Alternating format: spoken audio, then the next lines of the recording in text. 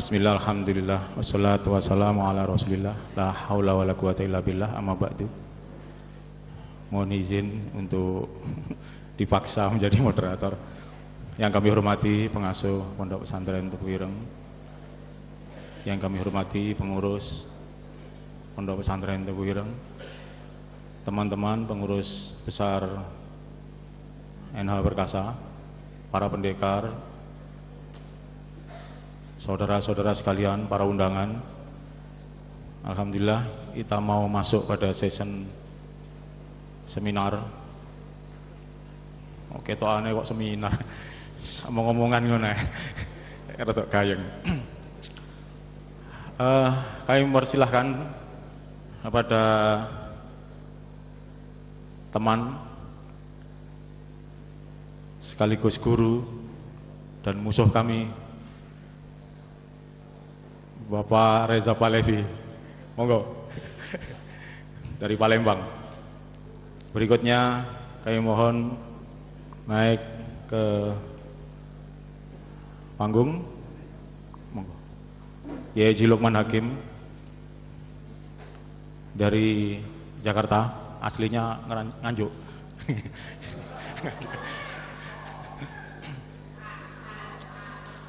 Alhamdulillah. Hadirin sekalian, yang hadir di depan kita ini adalah pakar-pakar sebenarnya yang ketika mondok saya nggak tahu ini ada titel baru ini untuk Bang Reza ini.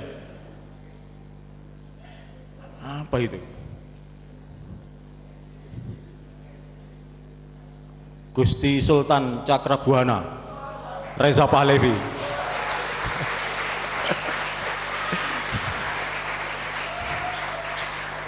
Waktu mondok dia menyembunyikan itu. Sekarang berani dipasang karena sudah di Jakarta. Sama-sama Jakartanya jadinya. Berikutnya guru kami Yaji Lukman Hakim, ketua kami, pimpinan kami nanti akan menyampaikan beberapa hal yang berkaitan dengan membangun spiritualitas pendekar.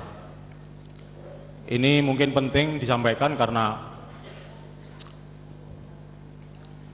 spirit kita semua sebagai pendekar yang tadi disinggung oleh Bapak Lamro, bahwa puncak ajaran di NH Perkasa adalah kesabaran. Nggak tahu nanti gimana dari, bahkan mungkin sampai makom ridho mungkin. Nah, ini beliaunya. Tapi yang jelas teman-teman kalau tidak dimaafkan oleh sing diantem, sampai di akhirat nanti akan jadi ganjalan ketika mau masuk surga. Jadi kalau kita mukul orang menang pada saat itu, tapi ketika yang kita pukul nggak memaafkan, nanti kita sulit untuk masuk surga. Barangkali itu, ini tolong dibuat catatan bagi para pesilat bahwa kita harus latihan untuk bersabar, untuk tidak ngantem orang. Gitu. Nah, Bang Reza ini nanti akan mengarahkan kita bagaimana NH Perkasa di konstelasi pencaksilat nasional. Tapi yang jelas Gus Irfan tadi udah pesen, sebenarnya nggak perlu dipersoalkan. Nanti akan ditulis-tulis sendiri, jadi nggak perlu dibela-bela kalau Pagar Nusa itu lahir dari Tebu Ireng. Nanti semuanya akan menulis sendiri dan sejarah akan membuktikan. Iya. Terima kasih Gus.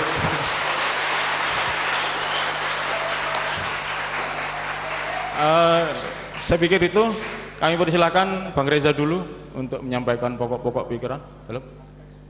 Spiritualnya dulu. Monggo Yai.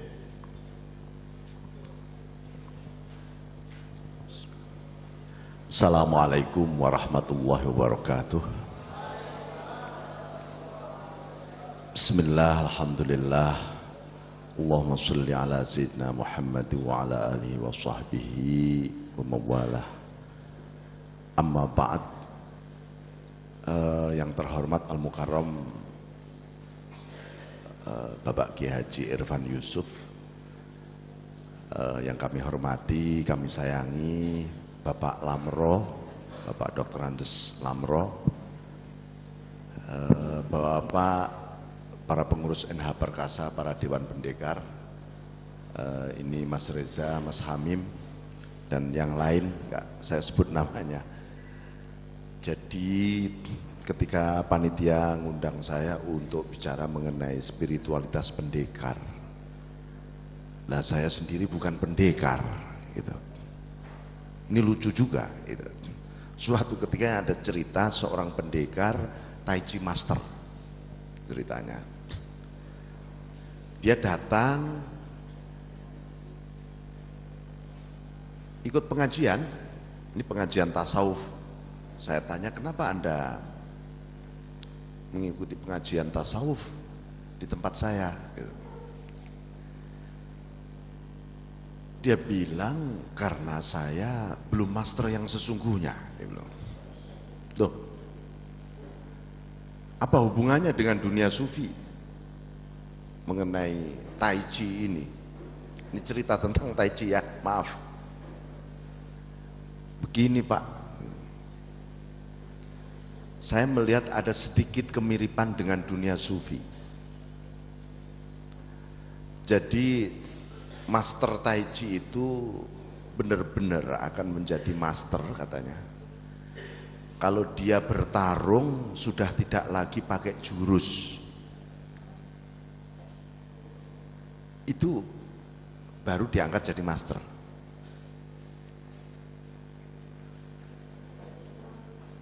Loh, Anda dulu belajar Tai Chi berapa tahun? Sebenarnya saya juga nggak belajar Pak, katanya.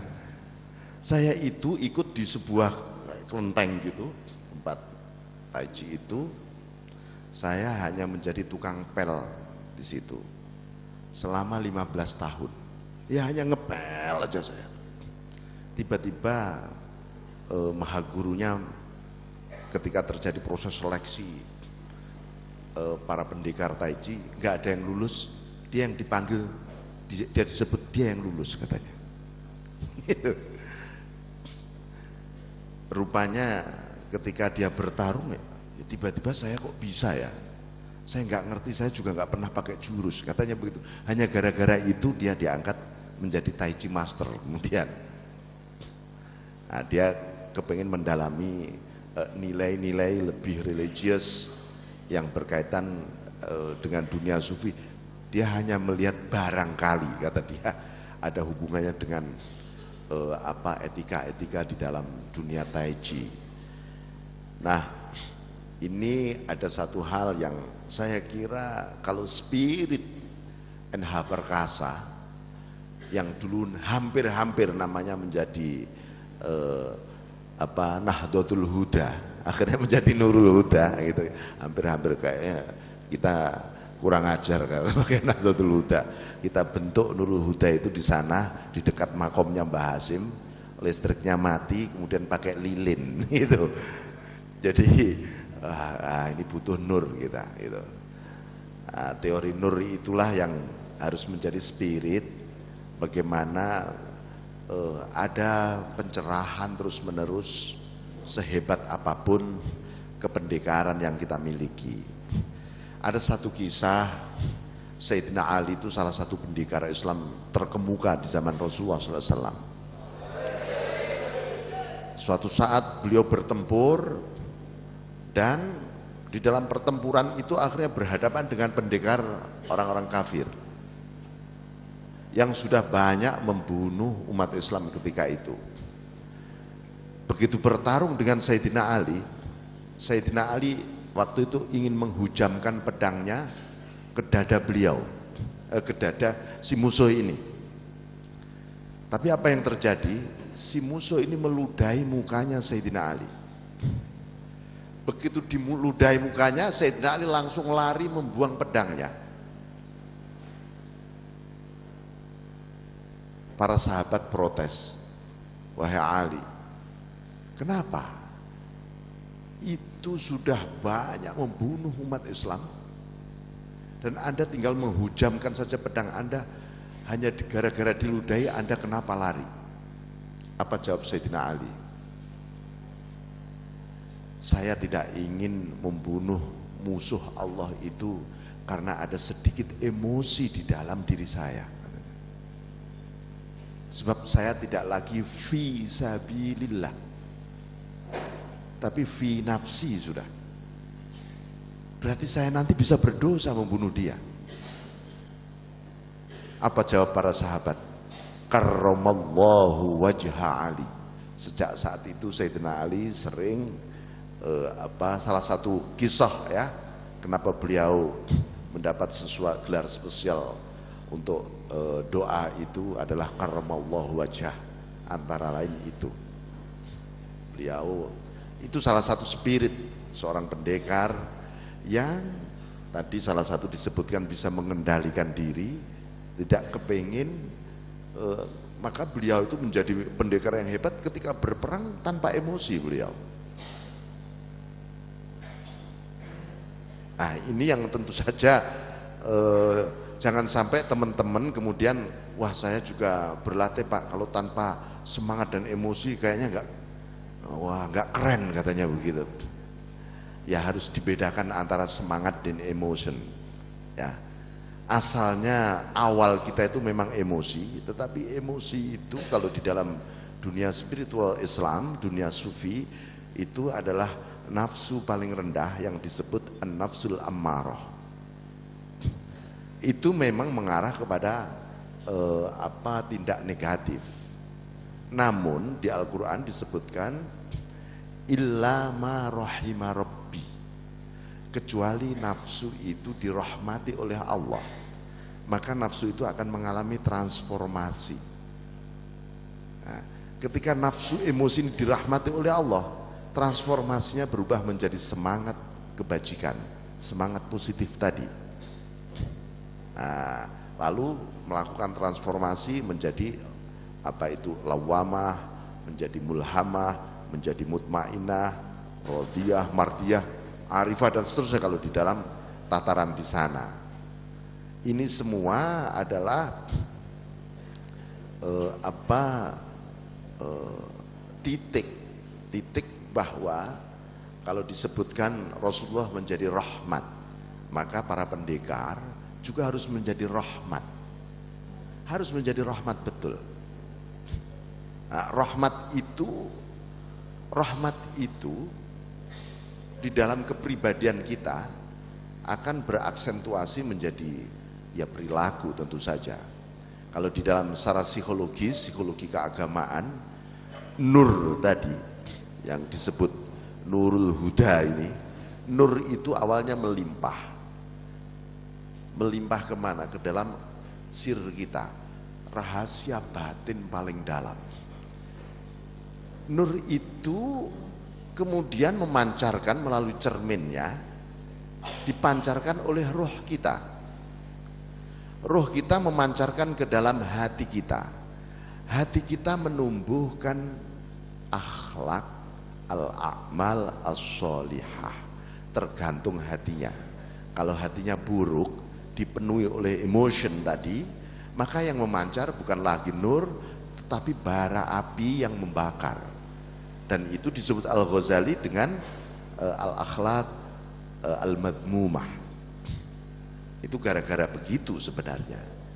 Nah, oleh karena itu perlu proses-proses. Barangkali tadi kalau ada oleh Pak Lamro disebut, wah ini mungkin yang lama doktrinnya sehingga jadi gesekan. Semoga doktrinnya diganti, apa yang disebut dengan tazkiyatun nafs dan tadhirul qulub, pembersihan nafsu dan penyucian hati. Itu pasti akan ada pendekar-pendekar paling tidak mendekati Sayyidina Ali karramallahu wajhah tadi. Ya. Yang kedua, sebagai nilai spirit yang mesti kita tanamkan pada diri kita adalah i'timad kita kepada Allah. Yang kita andalkan bukan sebuah jurus, bukan gerak, bukan apa ketika Anda menjadi pendekar, tetapi sang empunya jurus, sang empunya yang sang empunya kita, ya, Al-Khaliq. Kita saja tidak boleh mengandalkan amal kita, karena amal itu tidak menjamin masuk surga, amal baik.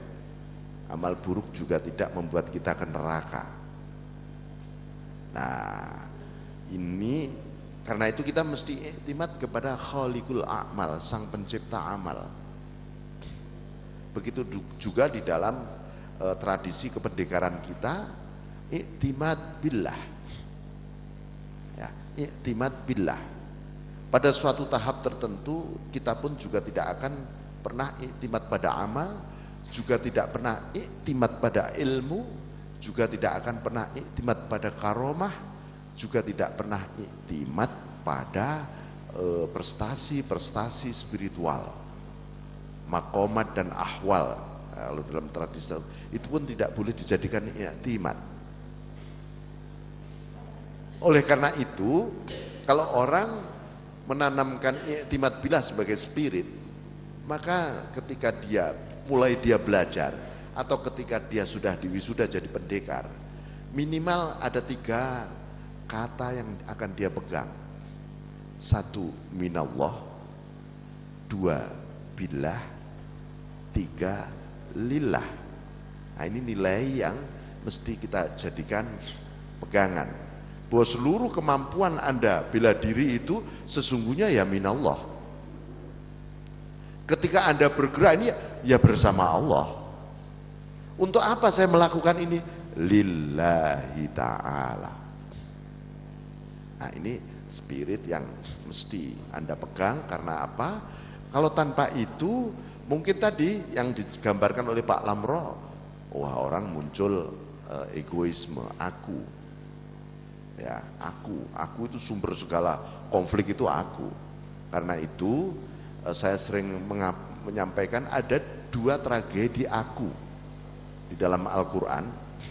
Ya, 1 akunya iblis, 2 akunya Fir'aun. Iblis mengatakan ana khairum minhu, aku lebih hebat dari dia. Nah, ini harus tidak boleh ada sebagai kesatria. Kependekaan kesatriaan kita ini harus tidak ada. Kalau Fir'aun lebih dahsyat lagi, ana rabbukumul a'la, aku adalah Tuhanmu yang paling tinggi. Keakuan ini berkolaborasi, akunya iblis dan akunya Fir'aun menjadi satu laboratorium psikologi di dunia modern. Lalu seluruh proses pelatihan training, ya, motivasi, kalau Anda ikut motivasi manajemen modern, selalu di sana didoktrinkan aku hebat, aku berdaya, aku mampu, aku bisa, aku ini luar biasa. Dan memang hebat akhirnya, tapi hebat yang zulumat, hebat yang gelap. Fir'aun itu hebat, super power, dia bangun satu kekuatan sosial ekonomi politik, dan salah satu kekuatan yang dalam sejarah mencapai puncak prestasi adalah dia punya yang namanya lembaga angkatan atau apalah yang berhubungan dengan dunia sihir. Yang prestasi itu tidak pernah muncul kembali, walaupun akhir-akhir Rusia sekarang sudah mulai mengembangkan itu untuk kepentingan pertahanan mereka. Tapi itu semua adalah gelap sebenarnya, kuat tapi zulumat. Kenapa aku ini menjadi awal zulumat? Karena begitu kita katakan aku mampu, aku hebat, kita kehilangan Tuhan pada saat yang sama. Gusti Allah kemana ini tadi kok aku semua ini? Nah, inilah, ini yang jangan sampai kita ini menjadi kemampuan persilatan kita lepas dari atmosfer kehambaan kita. Ya, orbit kehambaan kita loh kok hilang, kehilangan. Sebenarnya Allah itu nggak pernah menghilang, kita saja yang sering menghilang dari Tuhan, kan gitu. Jadi sering dicari. Begitu kita mengucapkan astagfirullahaladzim, kata Allah, ya Allah, kata Allah, hei hambaku, aku mencarimu bertahun-tahun, aku menunggumu, kenapa kamu menghilang dariku? Iya Tuhan, saya lagi maksiat, katanya begitu. Jadi kita menghilangnya ya modelnya begitu itu. Gitu. Jadi ini nilai-nilai yang perlu kita kembangkan. Yang ketiga, ini mungkin nilai yang berhubungan dengan kehidupan sosial para pendekar. Untuk menciptakan harmoni kehidupan sosial kita. Maka di Al-Quran itu ada satu hal yang berhubungan dengan kekerasan sebenarnya. Dunia kependekaan seakan-akan kekerasan. Saya lupa di surat apa ya, Ali Imran apa, mungkin ada yang hafid di sini. Suratnya saya lupa. A'udzubillahi minasyaitonirrajim. Bismillahirrahmanirrahim. Fabima rahmatim minallahi lintalahu. Ya. Walau kunta faddan ghalidhal qalbi lam faddu min hawlik fa'fu anhum wastaghfir lahum wasyawirhum fil amr fa idza azamta fatawakkal 'ala Allah. Fabima rahmatim minallahi lintalahu. Dasar kita ini rahmat, kasih sayang. Hubungan antar warga sesama NH maupun dengan perguruan tinggi perguruan persilatan yang lain, dasarnya rahmat. Anda hadir dimanapun jadi rahmat bagi mereka. Tetapi, nah itulah yang membuat kita bisa lemah lembut. Lemah lembut itu maksudnya bukan loyo, bukan. Saya ketemu seorang kawan baru belajar tawakal. Ceritanya begini, datang dari jauh tuh jalannya itu ngeleyang begini. Mas ngapain sampean? Belajar tawakal mas, katanya. Wah ini salah kaprah ini. Ada lagi satu lagi santri datang, mukanya neko banget itu, sampai lehernya itu jadi kepalanya itu. Mas kok begitu, kenapa? Belajar tawaduk katanya. Jadi ini nilai-nilai yang diaplikasikan salah kaprah. Lintalahum, lembut itu di hati. Apapun fisik Anda, ekspresi Anda, tapi hati Anda lembut penuh kasih sayang. Walau kunta faddan ghalidhal qalbi lam faddu min hawlik. Kalau Anda keras kepala dan keras hati, keras kepala dan keras hati itu isinya kalau bahasa kita itu ngototan, itu ya. Itu namanya keras kepala keras hati. Lam faddu min hawlik, mereka akan lari dari sisimu. Isinya pokoknya saja lah itu kan aksentuasi keakuan kita, pokoknya itu. Nah, ini lam faddu min hawlik, mereka akan pada lari dari diri kita, nggak mau. Karena itu fa'fu anhum nomor 2, ini kita harus ada pemaafan. Mau ketemu siapa saja, kasih sayang, pemaafan harus ada. Saya mau telepon kawan, harus ada kasih sayang dulu di sini. Harus memaafkan semua kesalahan dia. Enggak cukup itu, wastaghfir lahum, pohonkan ampunan kepada Allah dosa-dosa dia. Ya Allah, saya mau telepon siapa? Cak Hamim ini, saya mau mohon ampunan dulu pada Allah, saya istighfar dulu. Ya Allah ampuni dia, mulai dia lahir sampai mati nanti ya Allah, baru saya telepon dia. Gitu. Enak, akhirnya ngomongnya enak gitu. Baru wasyawirhum fil amri, urutan ayat itu kan begitu. Baru ngomong, communicating, ya, baru discuss, baru ini. Jadi kira-kira kalau itu diterapkan di Senayan sana ya nggak jadi taman kanak-kanak kira-kira ya. Nah, terakhir biasanya orang habis musyawarah, harus apa itu, ada deal, ada keputusan, lalu itu menjadi namanya azam, tekad. Fa idza azamta fatawakkal 'ala Allah. Tekad itu harus diserahkan kepada Allah. Keputusannya begini semua, oke kita deal, mari kita serahkan semua kepada Allah. Jangan tawakal ketika sudah gagal. Saya kalau sudah gagal baru tawakal.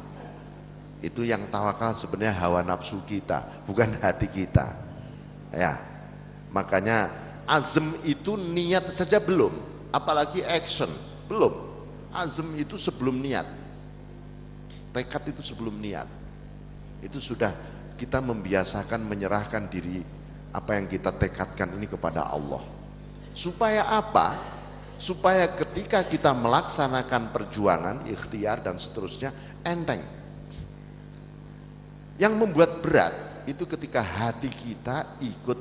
Ini Anda misalnya lagi main silat, kok hati Anda ikut main silat? Yang muncul adalah emosi pasti. Hati jangan ikut main silat. Itu urusan pikiran, urusan tangan, urusan ini udah selesai. Hati bekerja dengan Gusti Allah saja. Itu pasti Anda ringan semuanya. Dulu para imam, contoh Imam Nawawi bin Syaraf, karyanya melebihi usianya. Ya, kalau dihitung nih usianya sekian tahun, tapi karyanya kalau dihitung orang wajarnya menulis itu paling banyak itu 100 halaman sehari itu sudah top. Rata-rata paling 5 halaman, 10 halaman. Ini bisa lebih, ini dihitung kok lebih dari usianya. Bener nggak ini karya beliau? Diteliti dari sastra bahasanya, karakteristik, dzauq, adabnya sama. Style Imam Nawawi. Setelah itu diteliti lagi, yang meneliti malah orientalis ini. Suatu ketika, dari mana kehebatan Imam Nawawi sampai berkarya ribuan kitab. Diteliti akhirnya ada satu kisah, suatu saat muridnya sedang penasaran pada gurunya Imam Nawawi. Imam Nawawi itu kalau jam 11 malam itu lampu sudah dimatiin. Setiap hari begitu. Akhirnya ini santrinya ini agak nakal ya. Diinceng, diintip gurunya ngapain ini. Kok jam itu mesti dimatiin. Apa yang terjadi? Betapa kagetnya sang murid ini ketika melihat Imam Nawawi sedang mengarang kitab. Tangannya keluar cahaya. Dan penanya itu bergerak begitu cepat.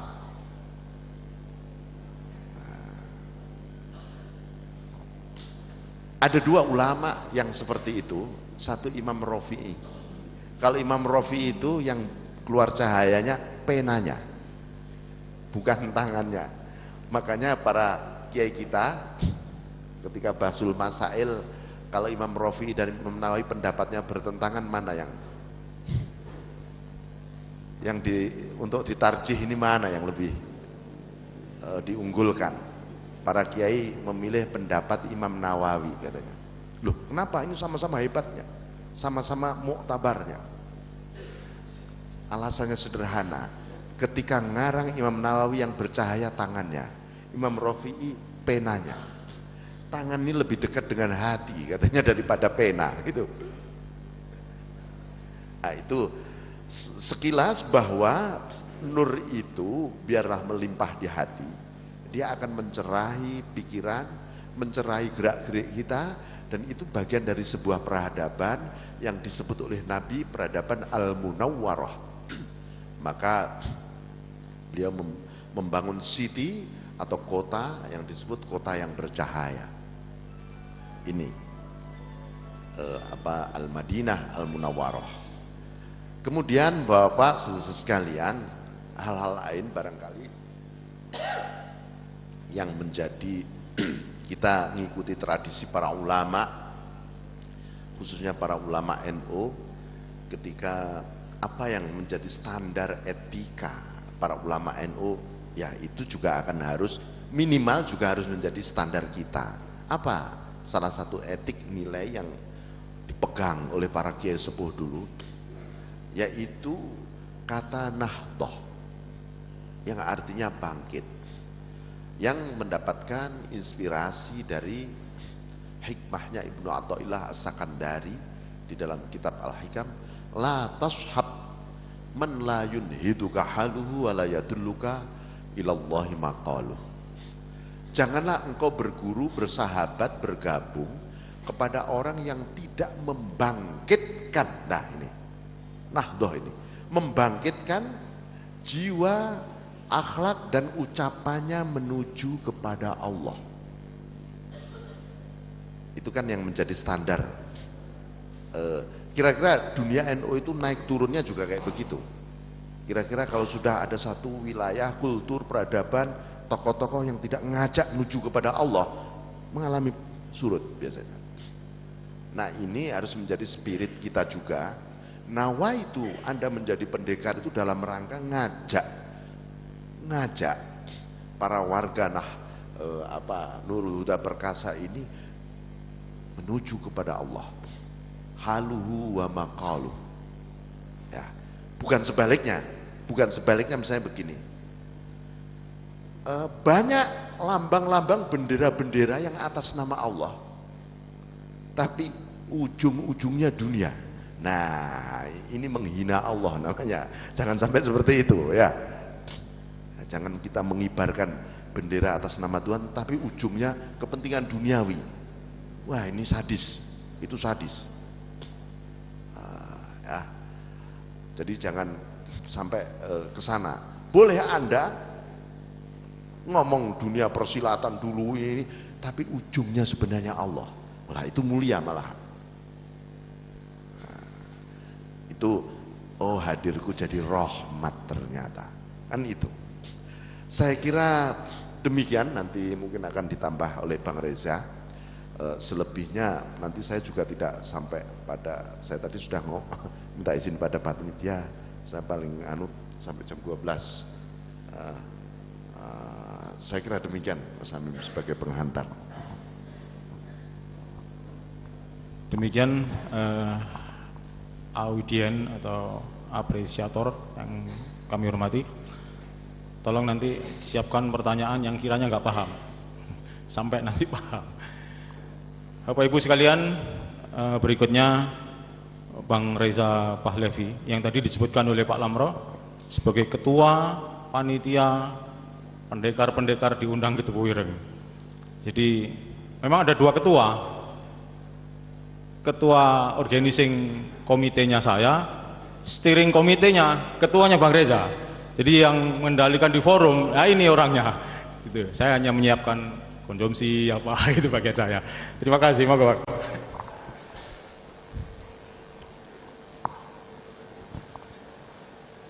A'udzubillahi minasyaitonirrajim. Bismillahirrahmanirrahim. Assalamualaikum warahmatullahi wabarakatuh. Alhamdulillahirabbil alamin. Assalatu wassalamu ala asyrafil anbiya'i wal mursalin sayyidina Muhammadin wa ala alihi wa sahbihi ajma'in amma ba'd. Pengasuh Pondok Pesantren Tebu Ireng beserta jajaran kepengurusan yang kami muliakan, Ketua Dewan Pendekar NH Perkasa Cak Lamro Ashar. Ini beliau ini bukan guru ya dengan saya itu, tapi pengasuh. Karena pada usia remaja saya itu mungkin agak kelebihan energi gitu. Jadi geraknya banyak. Beliau ini berperan banyak membantu saya sehingga saat ini saya seperti ini gitu. Kemudian Ketua Pengurus Besar NH Perkasa Cak Narto beserta jajaran kepengurusan yang kami hormati, kemudian Cak Lukman Hakim. Beliau ini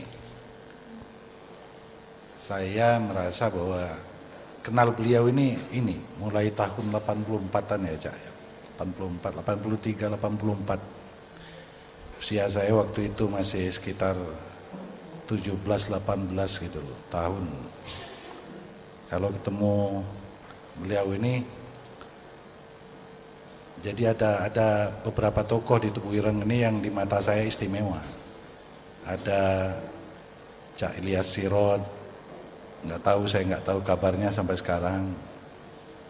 Kemudian ada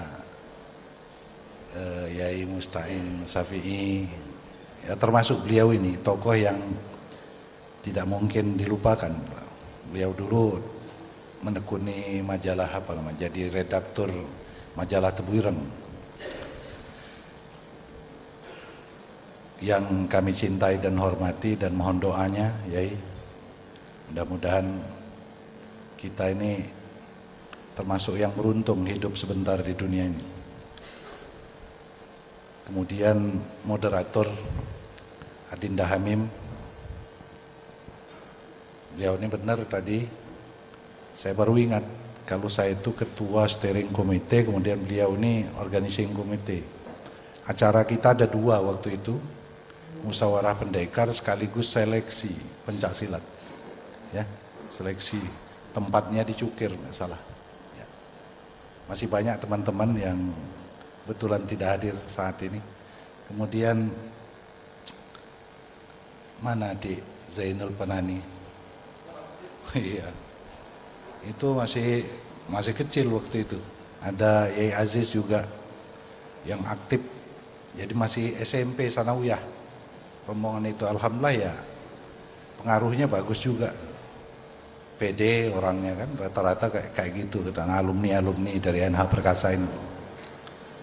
Hadirin wal hadirat peserta seminar, santri Tebu Ireng, dan mungkin utusan dari perguruan silat yang lain yang kami cintai dan muliakan. Saya diminta bicara tentang peranan NH Perkasa dalam konstelasi. Konstelasi itu sebetulnya pergulatan nasional gitu. Pergulatan, ini besar sekali temanya. Tapi mungkin yang dimaksud ini silat gitu. Mungkin itu di silat. Mungkin dari silat itu pun yang dimaksud adalah aktivitas. Dalam konteks nasional yang namanya pencak silat ini sudah kita ketahui bersama merupakan warisan budaya yang dipandang sangat konstruktif, positif. Oleh karena itu secara nasional pencak silat ini termasuk yang harus dilestarikan dan dikembangkan. Dalam konteks ini jelas peran NH Perkasa telah mengambil bagian dalam melestarikan dan mengembangkan pencak silat ini sebagai warisan budaya.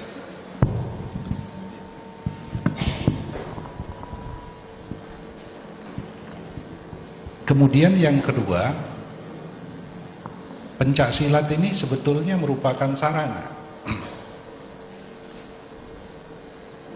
bagian dari sedemikian banyak sarana dalam menggembleng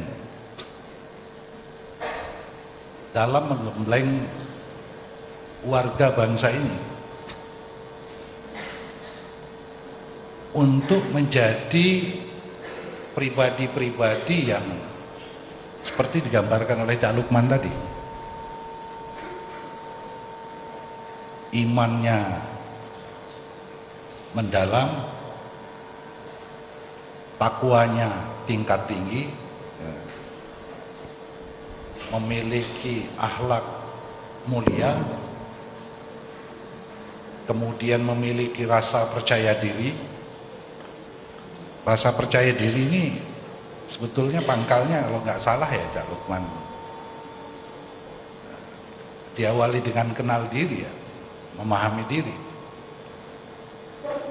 Kemudian kalau percaya diri biasanya memiliki keberanian, lantas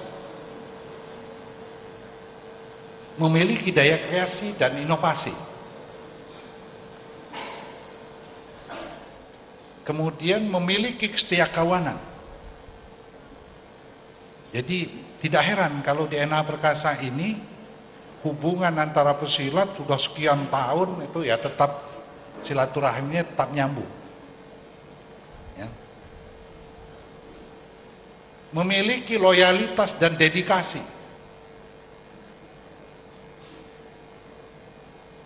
Tinggal digunakan untuk apa itu?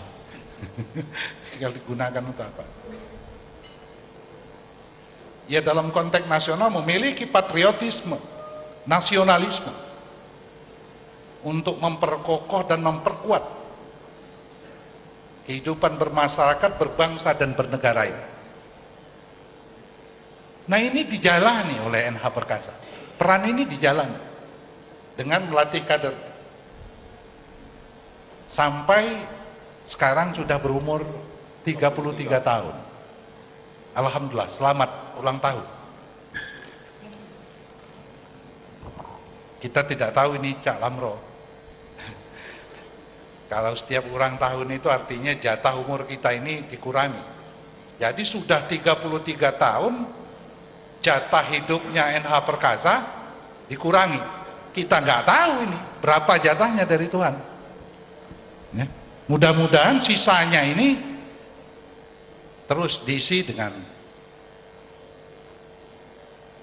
proses latihan dan pembinaan generasi muda kita agar supaya memiliki kepribadian seperti gambarkan tadi. Jadi kita berperan sebagai salah satu alat, tidak dominan. Jadi ya orang silat juga harus ikut pengajian, ya harus sekolah, ya harus berorganisasi, ya harus macam-macam. Tapi ya jangan lupa silat juga. Nah ini peran. Kemudian lebih lanjut peran berikutnya. Tadi cerita disinggung tentang Pagar Nusa.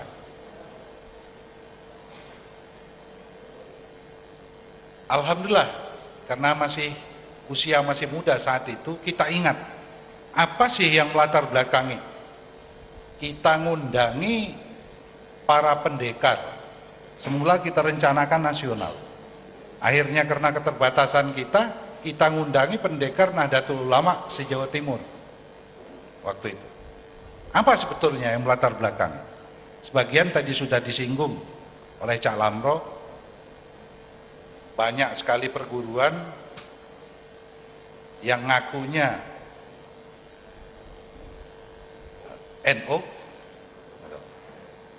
tapi antara satu dengan lainnya musuh berbuyutan, seakan-akan tidak ada silaturahim. Kemudian yang kedua, di beberapa perguruan di zaman itu ada indikasi penyimpangan tauhid dan syariat dalam pelaksanaan pembinaan terhadap para pesilatnya, yang juga perguruannya NU, tapi tidak terkontrol oleh NU. Yang ketiga,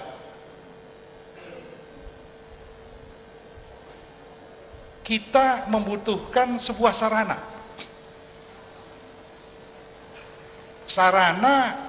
sebangsa IPSI, karena waktu itu perguruannya banyak banget NU ini. Jadi makanya kalau sekarang itu berubah Pagar Nusa itu menjadi perguruan, ini sebetulnya agak meleset dikit dari cita-cita kita dulu. Karena pengennya kita tetap menghargai keanekaragaman itu, aliran pencak silat itu sebagai satu kekayaan. Dan kita memandang bahwa keseragaman itu tidak alamiah. Keseragaman itu tidak alamiah. Kalau pukul rata semuanya kayak gini, filosofinya kayak gini, teologinya kayak gini, geraknya kayak gini, nah ini kita apa? Makanya awalnya dulu Ikatan Pencak Silat yang kita harapkan adalah yang menyebabkan perguruan-perguruan dan pendekar-pendekar Nahdlatul Ulama dengan ciri-cirinya yang khas khusus dapat bersilaturahim. Dan kemudian silaturahim itu dimanage sedemikian rupa sehingga dia konstruktif dan produktif bagi meningkatkan prestasi bidang silat itu, termasuk dalam proses pembinaan generasi bangsa ini. Ini sebetulnya motivasi kita pengen itu. Saya pikir itu yang paling inti, paling inti. Dan kemudian banyak seleksi-seleksi pencak silat yang diadakan IPSI pada saat itu. Kita ini ketemu sama NU-nya, tapi tidak merasa bahwa kita ini saudara dalam pertandingan itu. Jadi kalau menang dia menghinakan, kalau yang kalah betul-betul merasa terkalahkan, menderita.